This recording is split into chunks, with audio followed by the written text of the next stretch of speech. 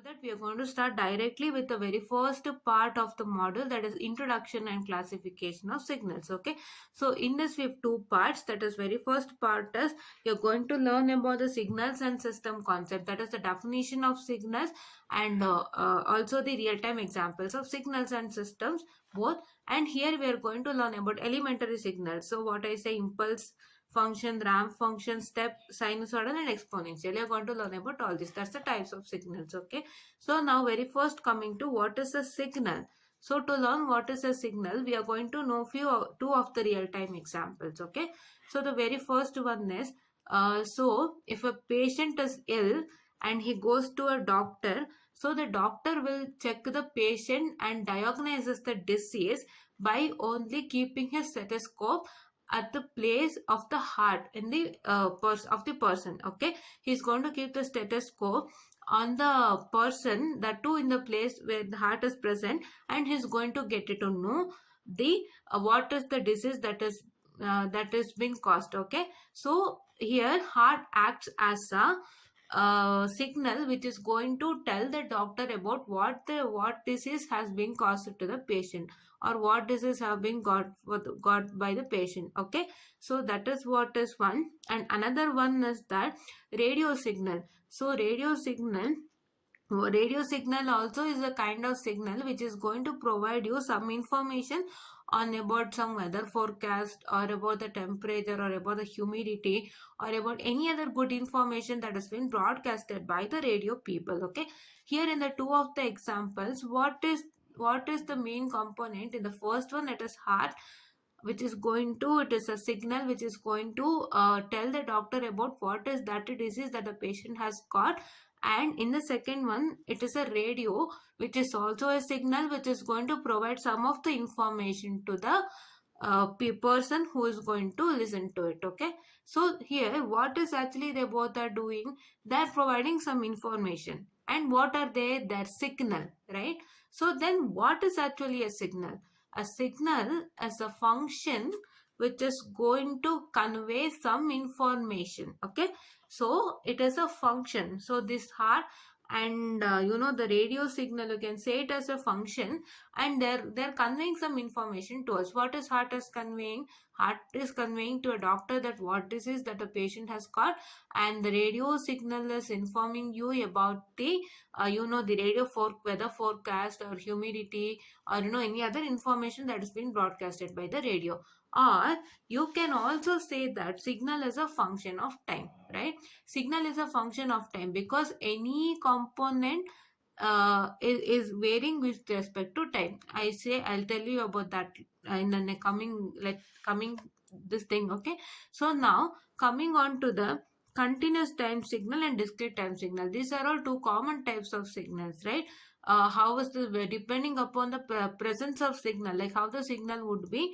So there are two types of signal, that is continuous time and discrete time. So what is a continuous time? So in the case of continuous time signal, so the amplitude is present at every point of time. Okay, so what is this? Now see, so here there is a signal.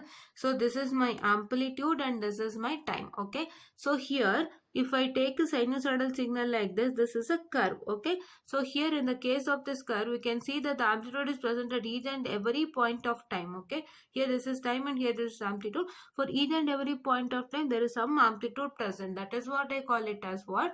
Continuous time signal. And if I consider my discrete time signal, so what is my discrete time signal? My discrete time signal says that amplitude is present at discrete intervals of time. So what is discrete intervals of time? In the sense your amplitude is not present at all the time interval like this, but it is present at some point of time. Okay, they will give you for x is equal to time t, so this is the amplitude anta they'll give you. So that is what says discrete time signal. So here see, this is time and amplitude. Here see, it is not continuous. You have got some lines wherein this line for this particular time, that is, you consider this time as 1, for this particular time of 1 you have got amplitude of 5, let's consider, and for particular time of 2 also you've got amplitude 5, for 3 also you've got amplitude of 6.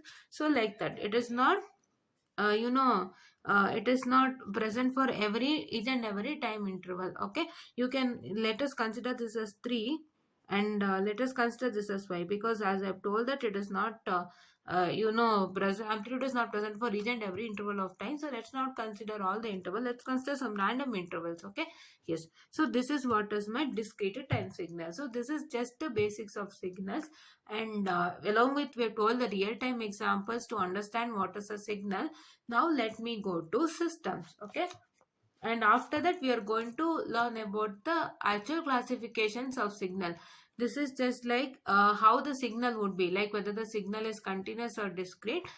We have learned it, and actually all the signals are continuous signals itself, what are you going to learn. Okay, now let's move on to systems. Before moving to systems, so let's know one thing. So you can represent as signal is a function of time, we can represent signal like x of t, y of t, d of t. Any you can represent in any ways. What is this? This is my signal.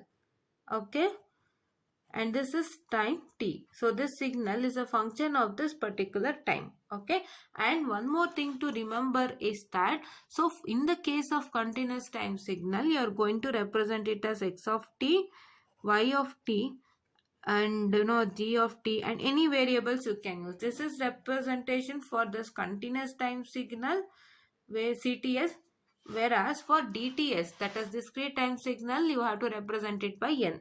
So how to differentiate between a continuous time signal and a discrete time signal is this. So if it is given as t, right, if the given variable inside the bracket is t, I say that it's a continuous time signal. And if you get like x of n, y of n, and g of n, and any variables that you use, that is what I call it as DTS, that is discrete time signal.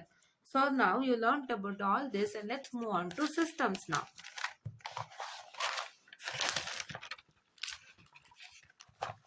Let us learn about systems. Okay, so system.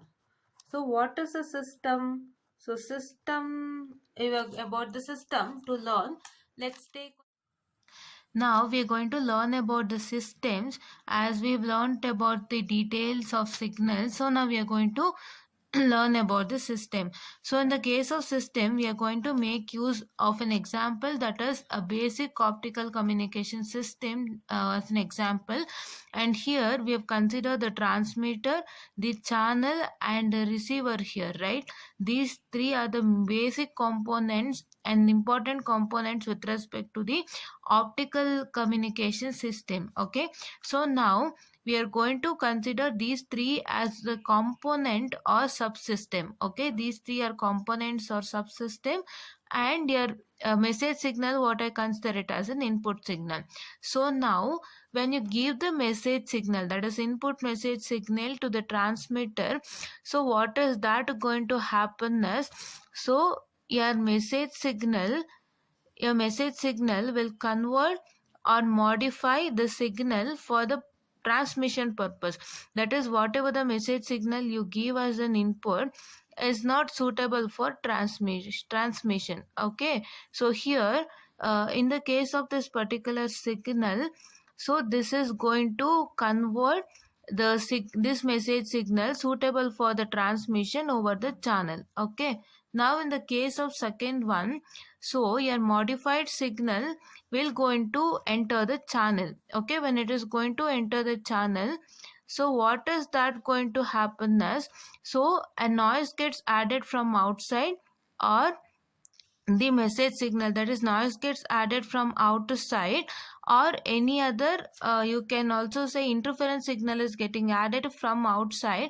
So that is going to affect your modified signal, that is your modified signal becomes somewhat, what I can say, it becomes somewhat distorted. Okay, so now your distorted signal you're going to give it to receiver. Okay, so when you're going to give a distorted signal to a receiver, so therefore it is going to once again modify the signal to convert it into a estimated signal of the message signal. So that is, it is going to convert it into estimated message signal. So how the message signal would be, according to that, at least the same like that only, it's going to convert it and give it back. Okay, so this is what is my process. Then what is the system?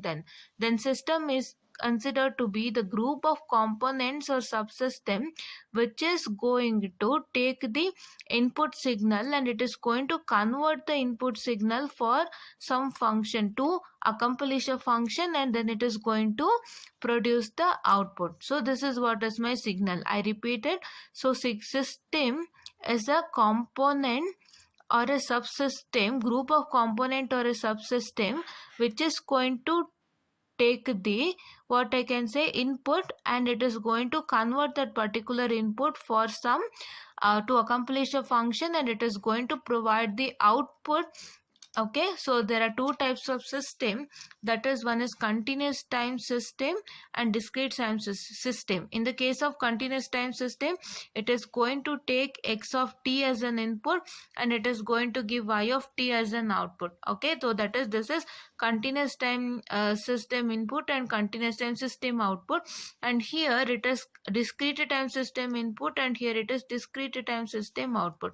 Okay, this is what is with respect to system.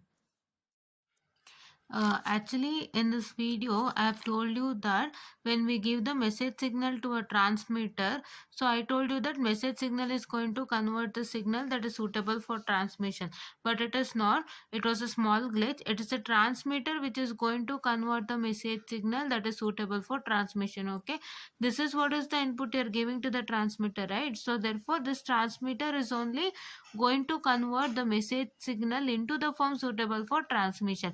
Here a message signal is not suitable for transmission, so that is why we give this to the transmitter, so that this transmitter will convert the message signal suitable for transmission. Please to read it as transmitter will convert the message signal that is suitable for transmission. Okay, it is not the message signal which converts the signal suitable for transmission. I repeated, it is the transmitter which is going to convert the message signal that is suitable for transmission.